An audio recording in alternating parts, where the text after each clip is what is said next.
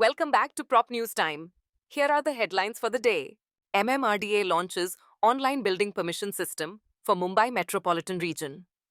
The Mumbai Metropolitan Region Development Authority, MMRDA, has launched an online development permission system, ODPS, from February 1, streamlining approvals for building and construction projects, including slum rehabilitation.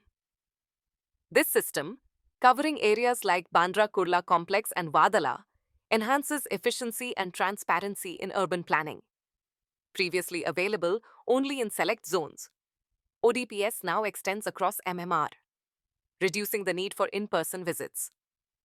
Similar digital initiatives are being implemented across India, including Assam, Gujarat, and Telangana. As urban governance shifts towards digital platforms, these efforts aim to simplify regulatory processes and improve the ease of doing business. Telangana fast-tracks affordable housing as Hyderabad property prices rise. The Telangana government is fast-tracking affordable housing initiatives to counter Hyderabad's rising property prices. The Telangana Housing Board, THB, is leading the effort, utilizing 700 acres of its land and 900 acres from Deccan Infrastructure along the Outer Ring Road, ORR. Consultants have been invited to strategize the developments. The government has also accelerated the Indirama housing scheme, aiming to build 25 lakh homes in 5 years, with financial aid for landowners and non-landowners alike. Future plans include acquiring land near the regional ring road, RAR. These measures aim to create an inclusive housing market and curb real estate inflation. Chandigarh set to revise collector rates for agricultural and residential properties. Chandigarh is preparing for an increase in collector rates for various property categories, including agricultural and residential segments, with adjustments expected between 8% and 10%. A meeting chaired by Deputy Commissioner Nishant Kumar Yadav discussed the revisions in line with the Right to Fair Compensation and Transparency in Land Acquisition, Rehabilitation and Resettlement Act, 2013.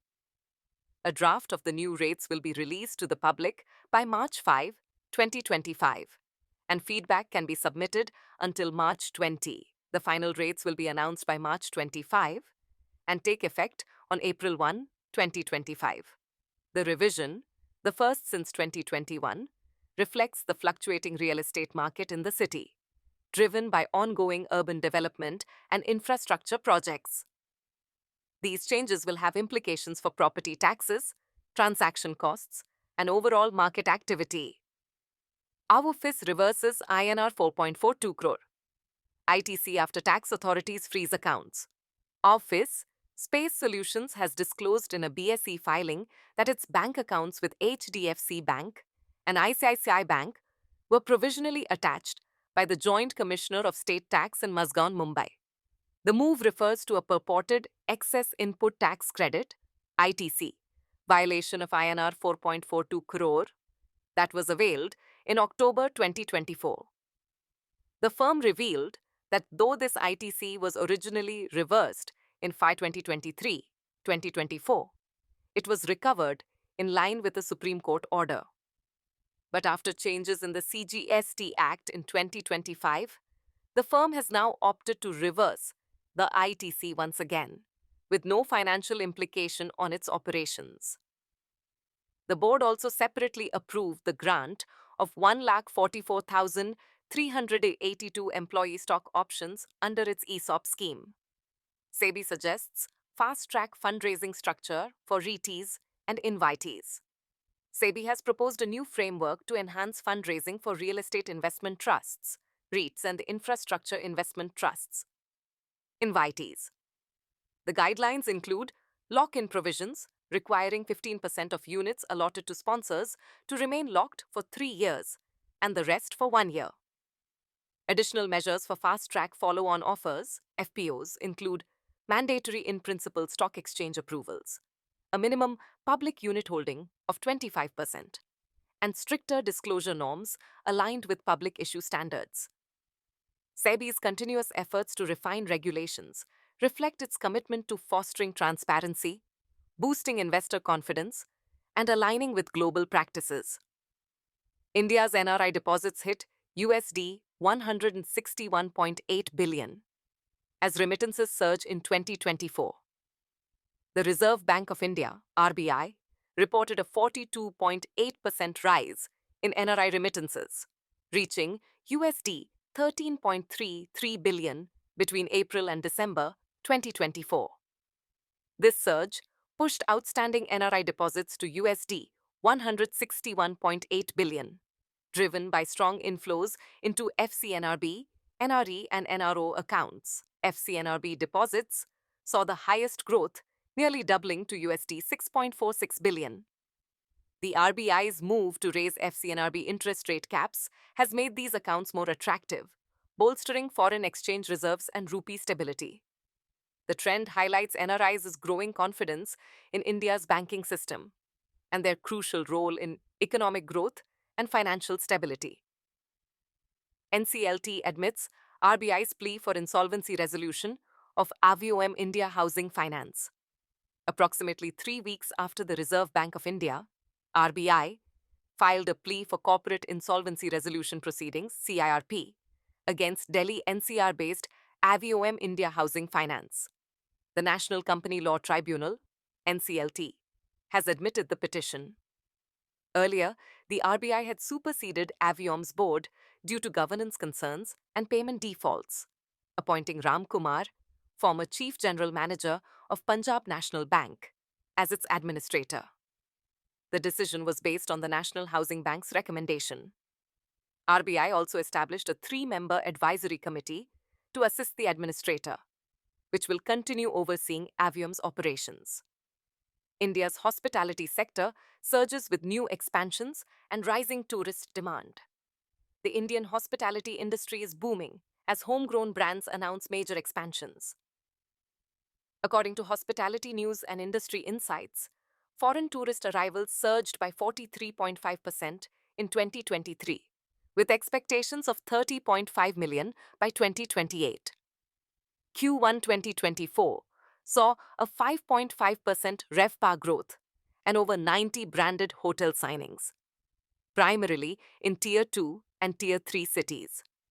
Leading players like Sayaji Hotels, Oyo, and IHCL are expanding across various locations, while government initiatives and infrastructure improvements bolster growth. Intertwined with real estate developments, the sector is poised to reach a market size of USD 541.7 billion by 2030, driving robust economic activity. Odisha government accelerates urban development plans for 2036 vision. Odisha's government is intensifying efforts to enhance urban development as part of its long-term vision for 2036. A recent high-level meeting, led by Housing and Urban Development Minister Krishna Chandra Mahapatra, focused on urban living improvements and infrastructure upgrades. Key discussions included the implementation of town planning schemes in Bhubaneswar, Cuttack, Berhampur, and the Puri Konark region. These schemes aim to improve urban environments and accommodate growing populations. A major focus is leveraging government lands through public-private partnerships, to attract investment. Additionally, the government is filling vacant town planning department roles and revising vision documents to address current challenges, especially in historical districts. Tripura infrastructure. Agartala to modernize land assessment using drone technology under Naksha. Project Agartala Municipal Corporation, AMC, is set to revolutionize land assessment by adopting drone technology as part of the National Naksha program. This initiative will create a precise 3-dimensional model of the city, enhancing land record accuracy and addressing property-related disputes. The project aims to provide property cards to owners, simplify financial transactions, and establish property rights for flat owners. Covering all 51 wards, the aerial survey will modernize land records, offering insights into land use and boosting transparency. This pilot project could serve as a model for other cities in India to improve urban planning and governance. Jaipur Metro News. Rajasthan government allocates INR 12,000 crore for Jaipur Metro Line 2. The Rajasthan government has allocated INR 12,000 crore for Jaipur Metro Line 2, marking a milestone in the city's public transport expansion. The new line will connect Sitapura to Ambabari and extend to Vidyadhar Nagar, improving accessibility. Managed by the newly formed Rajasthan Metro Railway Corporation (RMRC), the project signals a shift from the Bus Rapid Transport System (BRTS) to metro expansion. Alongside, INR 250 crore is earmarked for infrastructure projects, including flyovers, elevated roads, and green spaces. With a focus on sustainable urban mobility, the Metro initiative aims to enhance connectivity, ease congestion, and drive economic growth in Jaipur. Uttar Pradesh Infrastructure Purvanchal Expressway set to boost connectivity and economic growth. The Purvanchal Expressway, spanning 340.8 kilometers, is nearing completion and is expected to be fully operational by mid-2025. Designed to enhance connectivity between Lucknow and eastern Uttar Pradesh, the 6-lane, access-controlled highway is expected to drive economic growth and urbanization.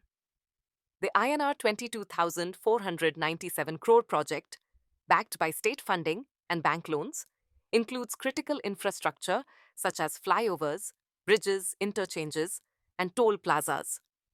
Towns like Sultanpur, Barabanki, and Azamgarh are witnessing rising land prices and real estate interest due to improved accessibility.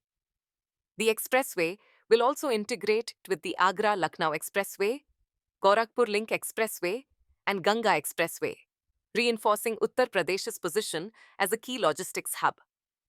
Mumbai property deals. Shah Rukh Khan leases luxury duplexes for INR 2.9 crore in Pali Hill. Bollywood superstar Shah Rukh Khan has leased 2 luxury duplex apartments in Mumbai's upscale Pali Hill. Locality, Khar West, for a combined annual rent of INR 2.9 crore. The leases, signed with producer Jackie Bhagnani and his family, are for 36 months and were registered on February 14. The first duplex, at Puja Casa, comes with a monthly rent of INR 11.54 lakh and a security deposit of INR 32.97 lakh, while the second, located in a building owned by Vashu Bhagnani, has a monthly rent of INR 12.61 lakh with a security deposit of INR 36 lakh.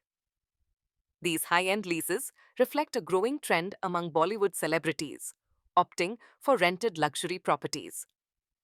Chennai's office space market set to surpass 100 million square feet by 2026. Chennai's commercial real estate market is on a strong growth trajectory, with office space expected to exceed 100 million square feet by the end of 2026, up from 89 million square feet currently. Private equity investments have reached USD 1.19 billion in the past 2 years, supporting the development of modern office spaces. While the tech sector has traditionally dominated, the banking, financial services, and insurance FSI sectors, along with life sciences, are increasingly driving demand. In 2024, life sciences absorbed 0.8 million square feet, a 60% jump from 2023. Additionally, Chennai ranks third in Global Capability Center (GCC) leasing, with 2.9 million square feet leased in 2024. Other Tamil Nadu cities, including Coimbatore, Madurai, and Tiruchirappalli, are also witnessing commercial real estate growth, reflecting the region's evolving economic landscape. India's GCC office leasing hits its 52.88 million square feet. Bengaluru leads the market. The presence of global capability centers, GCs of multinational corporations, has been expanding in India's office space market over the past few years. According to Anarock Research, the top 7 cities recorded over 141.43 million square feet of gross leasing in 2023 and 2024, with GCCs contributing 52.88 million square feet, accounting for more than 37% of the total share. Bengaluru led the market with a 46% share, followed by Hyderabad with 19%. The increasing economic influence of India, infrastructural advancements, and government policies such as Make in India have contributed to this surge in demand. Moreover, the growing focus of GCCs beyond the ITs and BFSI sectors into engineering and manufacturing is further driving market expansion. Mumbai. Mahada forms panel to investigate cash-throwing case and verify housing claims. Mahada Vice President and CEO, Sanjeev Jaiswal, IAS, has formed a committee to investigate a cash-throwing incident at Mechada headquarters and verify the eligibility of 11 applicants seeking transit tenements. These applicants, from the Vikhroli Kannamar Nagar transit camp, were not residing in unsafe structures demolished for redevelopment and were previously excluded from housing allotments. The committee will review their claims and submit a report in 15 days. Mechada has emphasized transparency and warned against attempts to influence decision-making.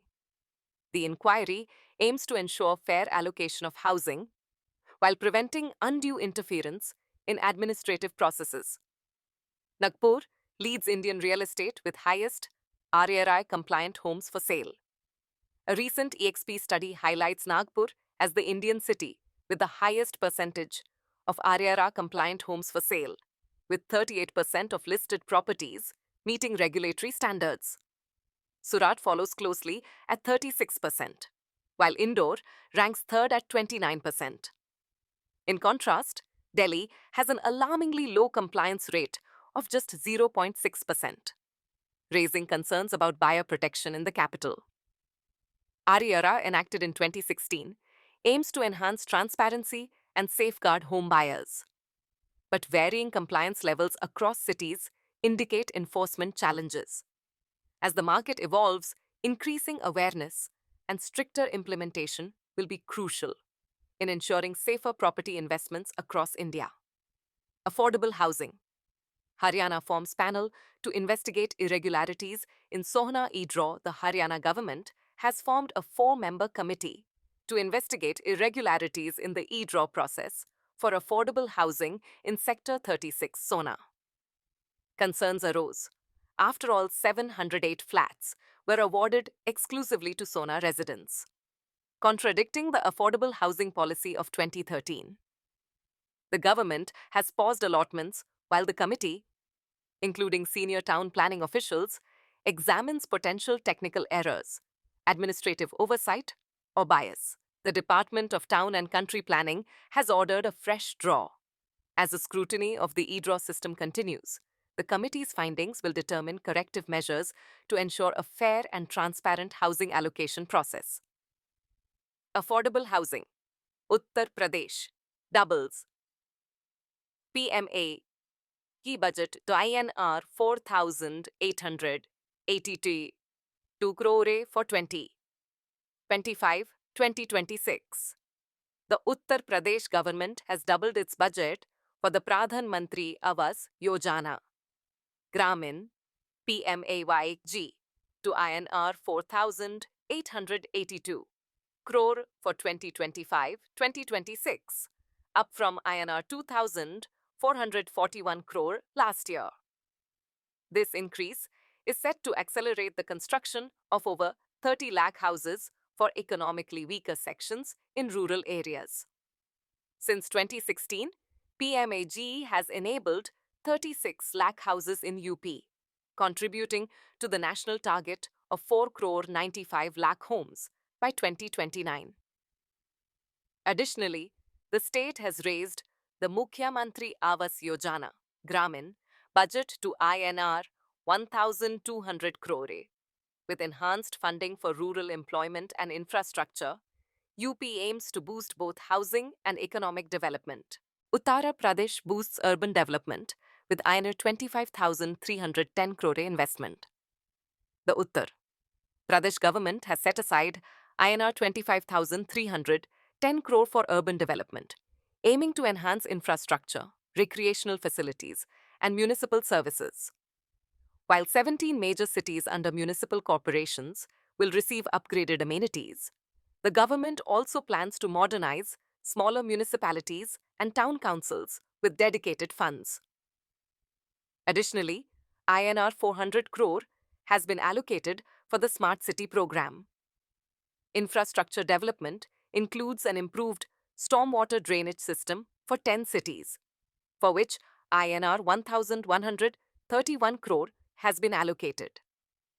Furthermore, INR 4,100 crore has been designated under AMRUT 2.0, while the CM Grid scheme will receive INR 800 crore for the formulation of model roads next year.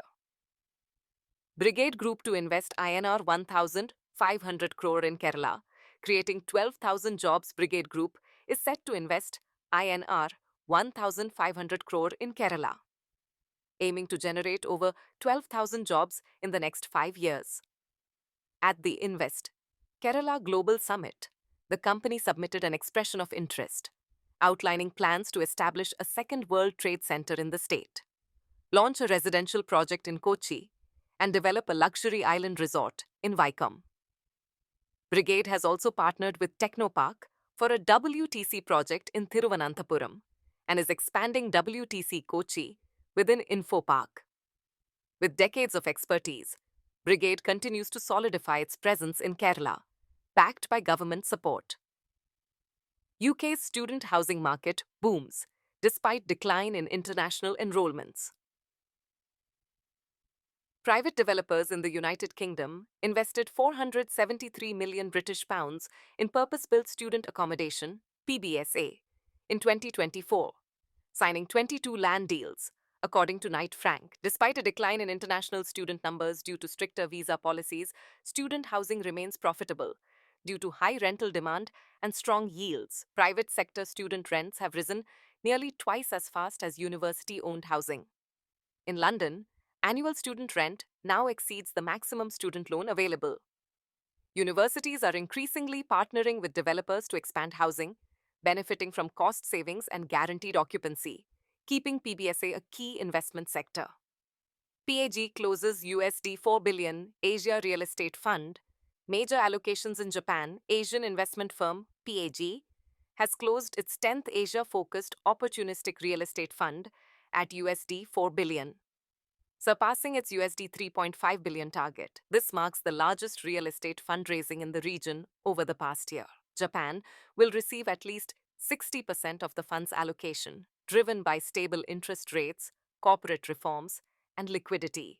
PAG plans to invest 25 to 30% in data centers, alongside offices, multifamily housing, and logistics.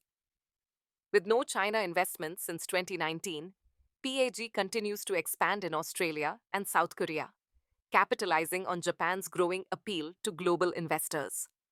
US builders face rising costs as tariffs on Chinese goods take effect. The recent 10% tariff on Chinese goods imposed by former President Donald Trump is driving up construction costs in the US, adding pressure to an already strained housing market.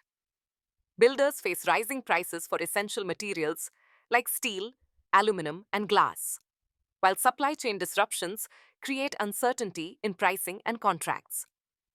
Higher costs are expected to be passed on to consumers, exacerbating affordability issues amid high mortgage rates. Developers are exploring cost-cutting measures, but with limited relief. As the industry navigates these challenges, the National Association of Home Builders is urging tariff exemptions to prevent further disruptions and housing shortages. That's a wrap for today. Tune in tomorrow for the latest headlines.